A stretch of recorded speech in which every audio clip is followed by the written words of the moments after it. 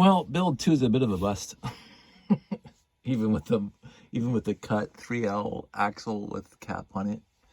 I get it that basically Green Gecko is in the business of selling modified switches and modified pistons, because that's how you can get 3,000 RPM and stuff like that out of Lego Pneumatics. I was trying to go for non-modified. Of course, I say that after I cut a 4L axle down to 3L axle, but I could find 3L axles if I went on Bricklink. But anyway, yeah.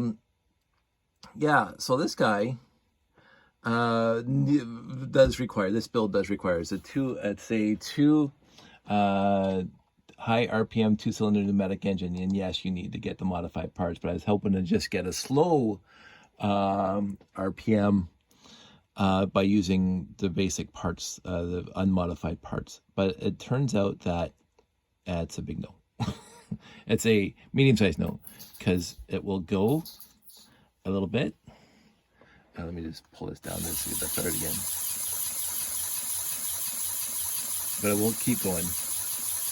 And one of the things I have a problem with is that the force on the piston is so strong that it'll take these little yellow, it'll pop them right off. So it, like that. So it is what it is. I had fun building it. I can see where they're going with it, and I can see why they require modified switches and modified pistons to run it smoothly and at high RPM. As it is, you cannot really run this engine with unmodified pistons and switches. This is what happens.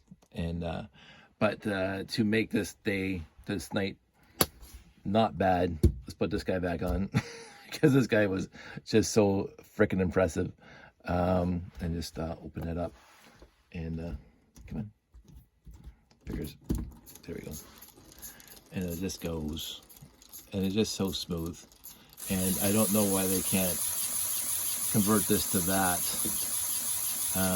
because maybe I'll try it myself, because this is absolutely the smoothest, one of the smoothest piston engines, Lego Pneumatic piston engines I've ever seen run. Besides my offset wheel that's like shaking the whole thing apart. I may try to make this into a 2-cylinder engine at some point. I don't think it'll be that hard. But for now, this one, see, this piece came right off. Because the piston doesn't go straight up and down. It actually kind of goes back and forth just to accommodate the switch. And so this is what happens. Then you have to take this apart and get this thing back on there, and then let it run again. I think the unmodified pistons and the unmodified switches are too rigid, too unforgiving, too, I don't know what the word is. Not smooth enough, not easy enough to move. So it is what it is. This thing's just kind of vibrating all over the chair or all over the table. Just look at that. Look how smooth that is. I also like the flywheel on it, because that's also, I think, pretty brilliant. I'm going to look for other builds besides Green Gecko, because this one disappointed me. I was honestly hoping it would work with unmodified parts. It didn't. Still a great company. They sent me some modified parts, small pistons and switches. But in the end, this one is a bust for me. So I will get back to you guys with my next build. I don't know what it's going to be or when it's going to be. Tomorrow's Friday and it's the weekend, so I'm going to be busy on the weekend.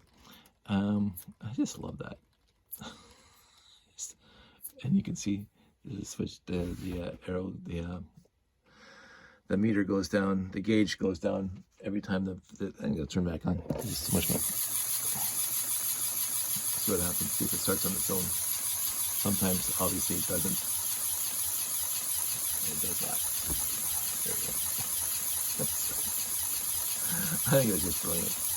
And again, it's slightly offset. You can see that this thing is slightly behind that guy on the strokes. So can't complain about that at all. They do good work, those guys over there at Green Gecko overall, but I think basically they want you to grab the modified parts in order to make their high-speed engines, or even low-speed engines, besides something as simple like this.